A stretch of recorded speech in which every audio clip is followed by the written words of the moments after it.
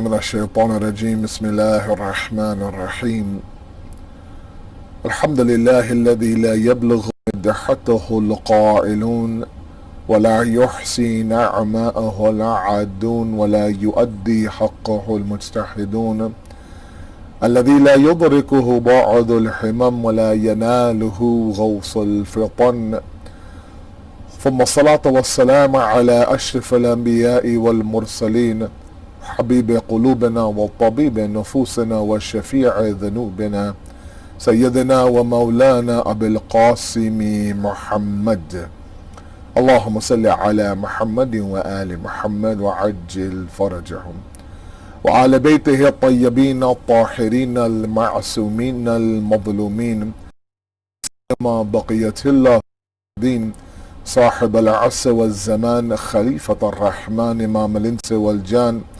ولعن الله أعداهم أجمعين إلى يوم الدين أما بعد فقد قال الله وقال الحق الرحمن الرحيم يا أيها الذين آمنوا قوا أنفسكم وأهليكم صدق الله العلي العظيم اللهم صل على محمد وآل محمد وعجل فرجهم.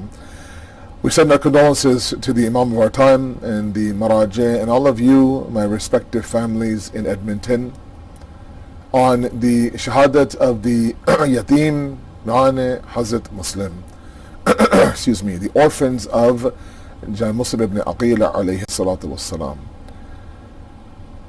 What I want to do tonight with all of you is I want to work a little bit backwards, if I may.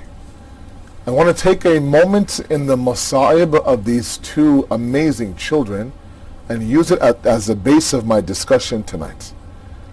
As many of you know, these two individuals, one was 10, one was 11, Muhammad and Ibrahim were their names, the sons of Jari Muslim ibn Aqil, who was himself killed in Kufa, and we just had his majlis on the 9th of Dhul Hijjah, the day of Arafah. They were 10 and they were 11 years old, and the moment before Harith, their killer, their qatil, was about to kill them, they asked for fursat, they asked for muhlat, they asked for a little bit of time for 2 rakat salat to thank Allah subhanahu wa ta'ala. I think about that moment, I find it to be incredible that at that young age, now think about any 10-year-old you may know, 11-year-old, there might be families right now that have those ages inside their home. Ask yourself, and I won't paint the picture of martyrdom, but in hardships, in moments of difficulty, in moments of a challenge, do our 10-year-olds and 11-year-olds think about Allah subhanahu wa ta'ala? It's a lot to ask, right? Now a lot of you might think for a moment, oh, you know, these are the kids of the Bani Hashim. But the point is that, you know, every year when this majlis comes about between Ghadir and Mubahila, I make it a point to use this majlis to talk about raising pious children. It is a topic that I think should be talked about constantly, especially in these ever-changing days. And how do we create that God consciousness inside of our children, such that when they're faced with hardship or joy, they think about Allah and Allah alone? And while it's a massive topic, one that requires an entire ashar really to talk about, I do want to remind yourself and remind myself as well about a few points to think about. The first point that I want all of you to understand, and myself as well, I'm a father of 3 as well, that is that if you find yourself stuck on what I should be doing as a parent, meaning what the approach should be, think about it through the eyes of Allah. And what I mean by that is this, hear me out. We know that we are as parents now, we are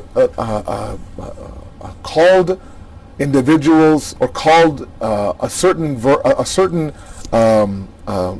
of a Rabb inside the Quran, right? Rabbi irhamhuma kama rabbayani saghira, the Quran says. That have mercy upon them, just like they had mercy upon me when they were young, when I was younger. But the word referred to there is Rabbayani. They were my Rabbayani, meaning they were the ones who gave me tarbiyah, who gave me upbringing. Upbringing, or someone who is a murabbiya, somebody who places all the various elements of growth around the individual, and with the hopes that it might grow. The example I'll give you is a very simple one. It's a plant, right? A plant. You bring them a plant, and it's a little bit, it's a small plant this big maybe, or this high, let's say, for example, and you give the various elements that you need to give it to grow. Water, soil, and heat, and sun, and food, whatever the case may be. And you know enough to know about this plant that it needs a lot of water, a little bit of water, blah, blah, blah. Now, you know where I'm going with this. There comes a moment now where the plant outgrows the pot that it's in. So what do? You have to shift it to another pot, right? So you literally take it out of its pot, take it into a brand new pot, add more soil to it, and now give it enough room to grow. Now that's a very difficult process for the plant to go through. It has to first, leave its comfort zone of that first initial pot, and then it has to now find itself inside of a new pot. If we were to personify the plant, that's exactly what it will go through. New surroundings, new pot, then new soil now. Get used to the soil, let it mend into my old soil. All these things is very, very difficult for that plant to go through, but necessary for its growth. One angle I want to speak about tonight, and this, it doesn't matter if your child is 40 years old, 25 years old, 15 years old, 6 years old, a 2-year-old. Because I don't know who my viewers are in terms of, what age you have in terms of your children. What I do know is that the same way that you wouldn't hesitate in moving the plant to a bigger pot for its growth, knowing full well that if it did have some sense of existence and some sense of awareness, it might tell you, look, I was comfortable in that pot. Now you're forcing me to be uncomfortable. You still would make that change knowing full well that, look, this temporary discomfort is made for your permanent growth. Allah subhanahu wa ta'ala is the exact same way with us. He places us through difficult, and he knows that this individual, this insan of mine, is not going to like this certain current situation. They won't like it. They'll become angry, they'll become sad, they'll become confused, they'll become doubtful, they'll become impatient, stressed out, anxiety. But necessary for the growth. Same way as parents, and I always ask you to take it back to God, right? Same way, sometimes we ask our children to do things that drives them insane. They don't like it. They don't want to do it, whether it's eat a certain food or do a certain amount of work around the house or wear certain clothing or attend a certain event, right? Or, share a certain toy, whatever the case may be. For that moment, the kid doesn't want to do it, throws a tantrum, refuses, rebels, rejects. But you know that it doesn't matter if he rebels or rejects, this has to be done for their growth. Okay. What doesn't come into play is the idea that, I just don't like it. Can you do 2 pages of your math homework today? So that when we start in September, you're better at math? I don't feel like it. Can you just read 1 page of the Quran and with translation? So at least you have a little bit of understanding of God's words? I don't feel like it. Take out the trash, I don't feel like it. Do the laundry, I don't feel like it. Clean your room, I don't feel like it. Any of these won't fly. They shouldn't fly. If you ask your child to take out the garbage, Mom, you know what, tonight I don't feel like it. Dad, I don't feel like it. Would you say, okay, that's okay, I'll take it out. But, do me a favor, whenever you feel like taking out the garbage, take it out. Otherwise, don't take it out. You'll say, look, get up and go do it. Doesn't matter how you feel. And the Quran is the exact same way. وَأَنَا عَسَىٰ تَكْرُهُ شَيْئًا وَهُوَ خَيْرٌ لَكُمْ وَعَسَىٰ أَن تُحِبُّوا شَيْئًا وَهُوَ شَرٌ لَكُمْ. It could be that you despise something, the Quran says. You don't like it. But actually what? وَهُوَ خَيْرٌ لَكُمْ. It's good for you. Or it could be that you adore something. You love it. But what? It's evil for you, detrimental for you. It stunts your growth. The Quran is saying, look, it's not all about how you feel. Sometimes we give our kids and ourselves too much, and hear me out, this sounds odd, I know, I'm sorry, but sometimes we give our children a little bit too much weight on how they feel. So, hey, you don't feel like it, that's okay. What if tomorrow we wake up for Fajr and say, you know what, my eyes are burning, I don't feel like it, I'm going to go back to bed. Well, God said, that's okay. Take the Wednesday off. Just start Fajr. There's always Fajr tomorrow. No. What if one Ramadan we say, you know what, I'm going to wait till Ramadan gets inside the winter time, then I'll start fast. I don't feel like fasting in the summertime. Will God accept that? He won't. He won't. And sometimes we, when it comes to Allah subhanahu wa ta'ala, we use this emotion crutch. People have asked me so many times, why is God asking me to do something that I don't feel like doing? Because your feeling is not the litmus test. You know, we go through emotions all the time, but they don't result in any spirituality, I'm sorry to say. Not always, but I want you to imagine that you're sitting there in your center, in the Jamaat in ISIA in Edmonton, beautiful building. I loved being there with all of you guys. Last year, Dua Kamil begins. Live reciter. Let's say for the first time you're hearing Dr. Osama Allah recite Dua Kamil. His beautiful, beautiful voice. First time you're sitting there, you're like, wow, this is amazing dua. It's so spiritual. You're just on a high, on a spiritual high. You've never heard the dua recited so beautifully. And you take that spirituality throughout the dua. Should result in a different life. On the way home, let's say someone like me blasts the music. What happened to that feeling? That feeling is gone, right? That feeling is not always, so emotion and how we feel doesn't always create the spirituality that we need. I say that because sometimes, you know, in this day and age especially, we have to now begin to narrow the lifestyle of our children and our family down to a one lifestyle. As parents, you have to, if you have the beauty of having both parents at home, both of you, mom and dad, have to sit down, ask yourself, what child do we want to raise? What type of child do we want to raise? Those days, I'm sorry, are slowly going. We can have a little bit of this, a little bit of that, a little bit of Thursday night at the Jamaat, a little bit of Saturday night at this party with music, a little bit of, you know, this Quran, a little bit of that movie, and, you know, kind of pick and choose. That's why Allah says, Ya ayyuhalladhina amanu istajibu lillahi wa lirasuli idha da'akum lima yuhyikum. Answer the call. Say labbaik to Allah when He invites you, and the Prophet when they invite you towards that which will bring you life. Why does God need to invite us to life, guys?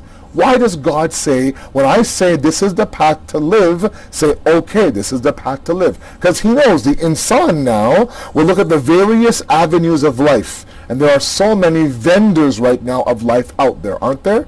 It's a bazaar. You open up a flea market and there's the exact, all different vendors selling the exact same thing. This is how you should live. The social media life, the Netflix life, this life, that life. And if you live a different life, whoa, are you like, do you live in a bubble, under a rock? Where have you been? Are you serious? Get with the times, blah, blah, blah.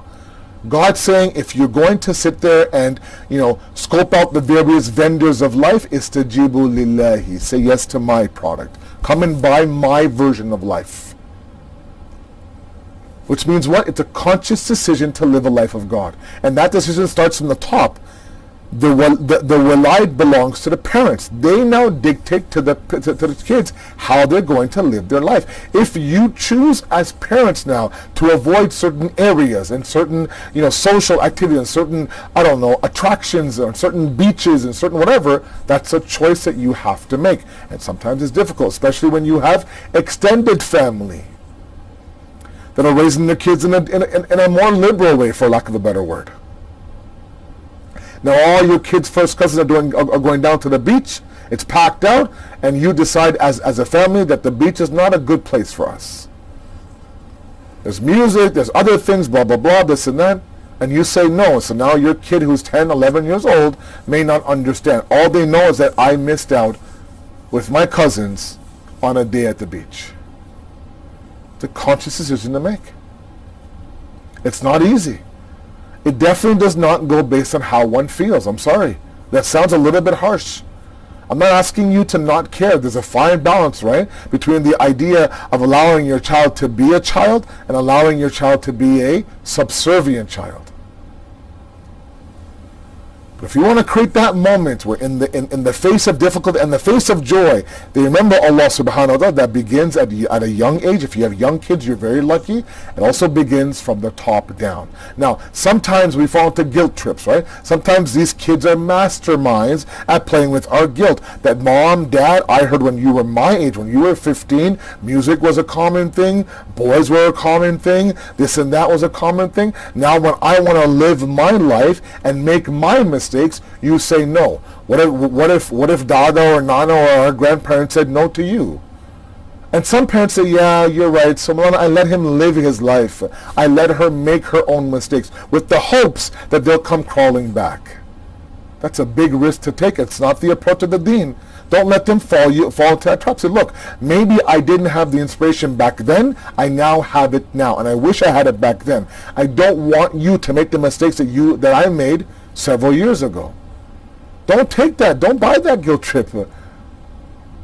At the same time, I'll be very careful. You also be very careful not to befriend your child to the point where you become one of them. They become a buddy of yours. I get it. You want them to confide in you. At the same time, there has to be a level of respect there. Okay? Because remember, when it comes to deen building inside of your children, there comes a certain time at a very young age, they don't understand God. You are their God. You are that wali and that wilayat. Whatever you say goes. Whatever you do goes. They're going to respond to the environment at home. If that environment is music blasting, they're going to respond to it. If that environment is disrespectful talk, obscene language, fighting and yelling and throwing plates, then that's what they're going to respond to. If that environment is love, compassion, respect, and the deen, then they're going to respond to that as well. Okay? Because they're not going to understand Allah until they understand you. So use them to not only introduce Allah, but understand Allah. The same way that you apply certain murabbi principles, certain tarbiyat principles, certain upbringing principles for these children, is the same way God applies those principles to you and I as well. The same way that sometimes it's okay for you to place a child in an uncomfortable conversation or situation for growth, God does the exact same thing. So not only do kids allow you now to raise kids to be God-fearing, they actually reinforce the issue of God inside of you. The next time they fight you on something you want them to do that's good for them, albeit uncomfortable, remind yourself that God placed that hardship in your life last year for the exact same reason. He is your Rabb, you are their Rabb until they get baligh. When they become baligh and they start to understand there is a God out there, then you become somebody who just reminds them of that reality. Before that, you are that reality. Not that you should be worshipped, but you are the only entity of authority that they understand. Now when you're young, you can mold them how you wish. And sometimes I wish parents understood the sheer potential of what they have. You have Play-Doh. You can form and build Play-Doh as you wish until it hardens. Because the reality is that, we live in a society that talks about the fact that you can't force your child to do anything. If they don't feel like it, they don't feel like it. And that's not God's system at all. God's system is that even when there are moments where you have peaks and valleys, when the heart doesn't wish to worship me, fight through that, find the patience and worship me. Look, the Holy Prophet says there are 3 levels of sabr, of patience, right? The first level, obvious one, is in the wake of a hardship or a tragedy. You become patient. That makes sense. The second, again, makes sense, is when you're fighting shaitan. Shaitan comes, whispers for a sin, and you patiently now don't do that sin. The third one is not so well known, and that is that the Prophet says you are patient in the worshipping of Allah subhanahu wa ta'ala. That's unique. How is God's worship asking for my patience? Because there are moments where you wake up at 4 o'clock in the morning, your eyes are burning, you haven't slept all night, and that 2 rakats salat that takes you 37 seconds to recite now looks like 2,000 rakats of salat. That's where the patience comes in. You get up out of bed and you have to splash water on your face, you know how hard that is sometimes, and pray that salat. At that moment, you can't say, God, I just don't feel like it, please. No, it's an obligation. And you build character like that. You build strength like that. And what else you build is that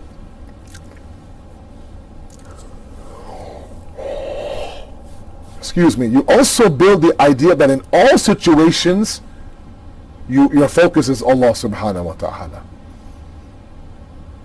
And that's why when somebody comes to Imam Sadiq alayhi salatu wasalam and says, there are moments where I want to worship Allah, there are moments where I don't want to worship Allah. What do I do?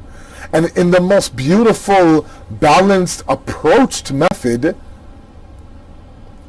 the sixth Imam says that this is the reality of the faith.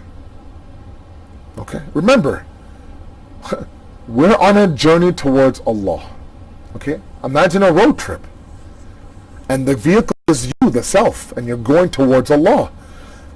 Let's say, for example, all of you in Edmonton, you take a road trip to Vancouver. Let's say, for example, it can't be that far of a drive, right? To go up to Whistler and check out the mountains to go ski. Let's say, for example, okay.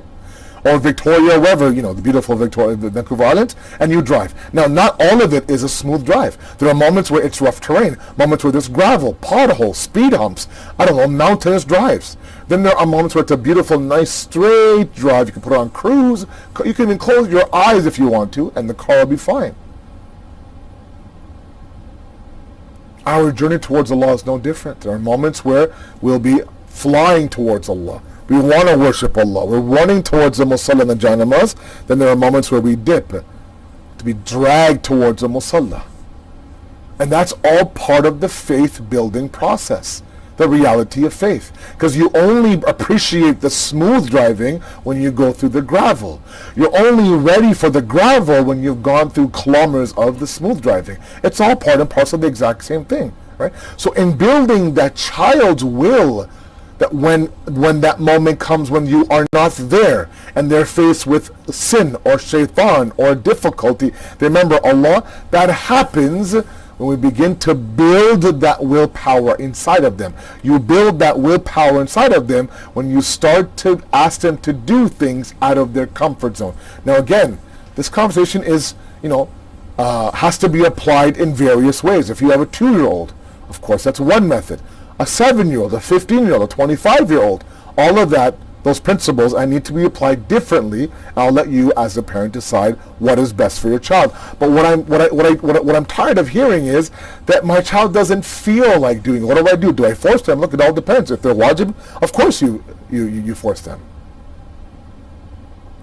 If you know they're old enough to kind of push through, help them push through, power through. Get it done. Because there will be moments where they want to do it, moments where they don't want to do it. These 2 young boys, inshallah, in Masayib, I'll relate the history of what happened to them, were incredible in the sense that faced with the most difficult task that they can go through, they were able to remember Allah subhanahu wa ta'ala. And that to me is something that is extremely important. And not only is it something that us as parents need to do in our life, but also to our children as well. And part of it is for them to understand that they belong to a tribe. They belong to a group. And the faster they have this sense of belongingness inside that tribe, the more they'll be able now to invest in that tribe. The moment that your child feels like they don't belong inside the home, nothing you say about God is going to make sense to them. Remember, we have an innate need. Every single human being has an innate need to what? To belong to something. Ya ayyuhan nas, inna khalaqnakum min dhakarin wa untha وَجَعَلْنَاكُمْ مِنْ شُعُوبًا وَقَبَائِلَ لِتَعَارَفُوا. I was the one that we were the one that created you from a man and a woman and placed you in nations and tribes. So this tribalism that we have to go towards those who are same skin as us, same language as us, same gender as us, same age as us, whatever the case may be, is all tribalism. It's all innate. Right? The first tribe of every single human being is the family. The moment the child feels like they belong in that tribe, they're heard in that tribe, they're respected in that tribe, everything the tribe does, they'll do as well. If the tribe's leaders, the mother and the father, decide that, look, every Tuesday night in this tribe, we're going to recite Dua Tawassul. If that tribe decides that in this COVID Muharram, which is now a week away, we are going to go ahead and create the best environment possible inside of our home to somehow recreate the environment and atmosphere inside of a mosque, inside of our home, then you do that. And the people who buy into the tribe will buy into the tribe's leaders as well. The moment that the child feels like I don't belong in this tribe, they're out. You can sit there and say, come, join us. No, I'm okay in my room going through my YouTube videos. How do I make my child feel like they belong in my tribe? One thing is extremely important, and that is acknowledge your child's existence. What do you mean by that? I mean, acknowledge the existence. When they speak, listen. If they're telling you some long, drawn-out story, put the phone down, look them in the eye, listen to what they're saying. Make them feel like their idea is great. If you guys are confused about something and they give an advice or suggestion, then let them do it. If they want to come and help you assemble something, come and grab a screwdriver and tie one or tighten one of the bolts, okay? If they want to come and help you bake cookies, let them come and mix a little bit of the flour and the eggs. If they want to, I don't know, write a birthday card for their cousin's party, let them do that. They now feel like they're acknowledged. If they say something, listen to them. The worst thing you could do is make your child feel invisible at home. I talk about this all the time, and it's happening all the time, unfortunately. I get so many phone calls about the fact that parents say that my child now doesn't even come out of his room. He comes down, he eats, he goes back upstairs. During that dinner time, I try to get anything out of him or her, they won't say a word. That's a person who's not bought into the tribe. They haven't. Now you can say, well, I did my best, and you're right. I'm not putting all the onus on the parents. A lot of it is a kid, but I'm saying that, if we want to be like Muhammad and Ibrahim, tonight's commemoration, that in all aspects you remember Allah subhanahu wa ta'ala, it begins at home with the first tribe. It's so powerful inside of us. The need to belong is that we will leave our home, go out on the streets, find a group of friends that are corrupt, that are, criminals, that are Satan worshippers, but if they make me feel like I belong to them, I'll overlook all of that and I'll stay with them. I've seen too many amazing youth be involved in toxic circles only because, Maulana, I know that they sin, they commit crimes, they do this, they drink, they listen to music, they go clubbing, but you know what? They make me feel like I'm their brother, and that's all I want. I don't care about their lifestyle. Now, if we did that inside the home, something else. Communicate with your children. Listen to your children. Doesn't matter how old they are. Youngsters, 4 or 5 years old, ask them how their school day went, and they'll tell you a long, drawn-out story about something happened at recess. Water balls mixed up, right? Story time, carpet time, show and tell. Hear it all. And listen the way the Prophet listened. How the Prophet listened? If the Prophet was facing this way and somebody was talking to him like this, he would turn towards the person. Nothing else matters to me but what you're saying right now. And if you ever talk to somebody and they're giving directly into your eye, and they're listening and they're nodding and they're responding, it feels like, I have some value. But if I'm talking to somebody and they're on their phone like this, they're checking their watch, yeah, go on, I hear you. It's like, forget it. It's okay. Oh, they're so sensitive, or as I'm talking to you, you're walking away from me. I can hear you, go ahead. Going upstairs. It's okay. It wasn't that important, don't worry about it. That happens enough times. That tribe is no longer a tribe. That makes me feel like I belong inside the tribe. My point is, before we get to Masai, is that this is a very difficult era to raise kids in. Every era has said that, and I'll say it as well. I have 3 kids, youngest one is 5 years old. It's not easy. But you and your spouse, mommy and daddy, if they're both at home, have a very open conversation. Both of you, what or who do you want to raise? I've seen mothers enforce hijab on their 10-year-old girls, only for the dads to take it off whenever you want to. I'm not going to force you. If you don't feel like wearing hijab, then don't worry about it. I want you to feel comfortable. We give too much importance to how the kid feels. He's 10 years old. He's 8 years old. He's 4 years old. His feelings fluctuate. And when it comes to Allah's Sharia, I'm sorry, feelings aren't there. Yes, we're trying to invoke a feeling of serenity. We're trying to create a feeling of reliance. We want to worship Allah. Sometimes it's not there. But even when it's not there, we still have to go through emotions. Because eventually it's going to be there. The story I often tell is this, and I'll move on to Masayib. A man says to his son, if you pray namaz shab salat al-layl, I will give you $10 every single night. Every single night, $10. Okay? That's $300 a month. That's not bad. It was okay, deal. 3 o'clock in the morning, he comes, he knocks on the door. Baba, I'm awake. Namaz shab, $10. $10, here you go. He goes and prays namaz shab.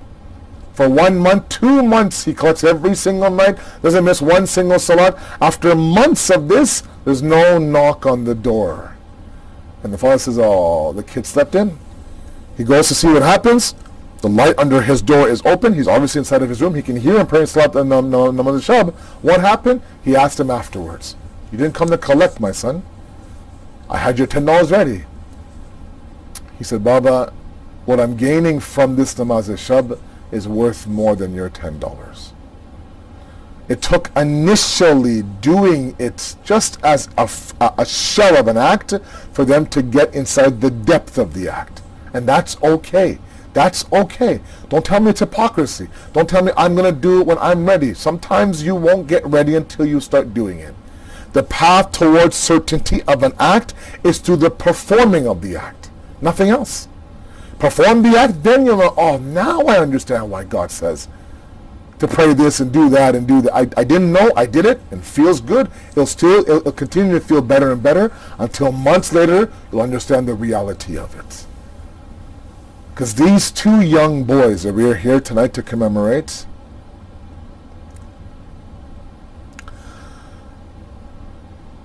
are boys that have seen tragedy in a very, very young life. Now, one historical event or one version of what happened to these 2,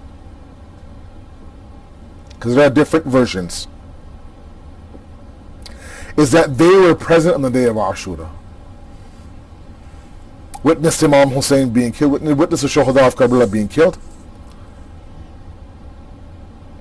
On Sham-e-Ghariba, on the night after Imam Hussein was killed, the enemy makes their way into the tent and they set the first tent on fire.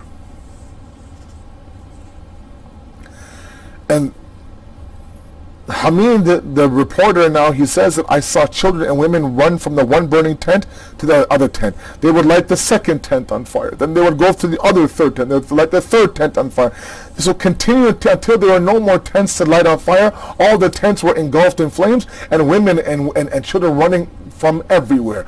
Men coming and slapping the children, horses coming and trampling the children. Bibi Zainab narrates that I would look down the ground, I would see bodies of small little children now trampled by the horses. Up and down the journey from Karbala to Kufa to Sham, they say 200 plus small graves of small children being trampled on the way to Kufa and Sham. At that moment now, they say these 2 young boys of Muslim now had run so far from the scene, they made their way up the banks of Furat near a place called Musayyib. Bibi Zainab, after doing the count, she lost count of these 2. She assumed that they were shaheed. The enemy assumed that they were killed. They moved on. But these 2 boys ran and they were very much alive. They got to the point where they were exhausted and they fell asleep at the bank of a tree. Imagine now a 10-year-old, 11-year-old, their father is shaheed. Anyone they knew is far from them. They're in this foreign land inside of northern Iraq. They're holding each other, clutching. If they wake up, they don't see Zainab, they don't see Sayyid, they don't see Imam Hussein, nobody there. Imagine the fear of these 2 young boys in the vicinity of town. They entered the town, they end up now sitting and resting at the door of some random individual. She opens the door, she sees two small young boys, 10, 11 years old, and obviously signs of distress on them. She says, where are you from? Who are you? With tears rolling down their face, they ask her, if we tell you where we're from, will you kill us? Will you torture us? Will you slap us? She says, no, I won't do any of that, I promise. They say, we are from Medina. She hears Medina, her eyes light up. Which Qabila, which tribe are you from? We're from the Bani Hashim. We're from the Bani Hashim. Who from the Bani Hashim are you from? Do you know Aqil, the son of Abu Talib? Yes, this is the brother of Amir al-Mu'mineen. This is my Mawla. Who are you? We are the sons of Muslim, who is the son of Aqil. She now brings them inside, gives them water and a place to stay. One riwayat says her son-in-law, or the other says her husband, comes home named Harith. Harith now is told that there are two young boys, a Muslim now, running around the town, and what? There is some reward to bring them to the governor alive. He then hears, some say the crying of the children, or some say the bad dream of the child, or some say the dhikr of the children. Nonetheless, he finds these two boys clutching now each other now for dear life. He grabs them by the neck and takes them, but instead of taking them to the governor, he takes them to the banks of Farad. It's at that moment, that fateful moment now, where the sword of Harith comes out, and they realize now, Muhammad Ibrahim now realizes now what? That they're about to be killed, and they ask, can we just have one last moment to thank our Creator? They read 2 rakat salat. Harith now kills both of them and leaves their body there on the banks of Farad. I ask all of you, if you ever go back to Karbala, make it a point that a little bit on the outskirts of Karbala, in a place called Musayyib, there are 2 small graves of Muslim sons. Go and send my salams to them, and also send your salams as well. سيعلم الذين ظلموا أي منقلبين ينقلبون Inna lillahi wa inna ilayhi raji'un. We ask you, Allah subhanahu wa ta'ala, to accept this qaleel ibadat, inshallah. We ask you, Allah subhanahu wa ta'ala, to give us that tawfiq to raise pious children worthy of Imam al-Zamana, inshallah, in this very difficult time. We ask you, Allah, to weaken the hands of the enemies of humanity, to strengthen the oppressed all over the world. And finally, Allah, every time our dua is one, let us be worthy of the arrival of the Imam of our time. Wassalamu alaikum wa rahmatullahi wa barakatuh.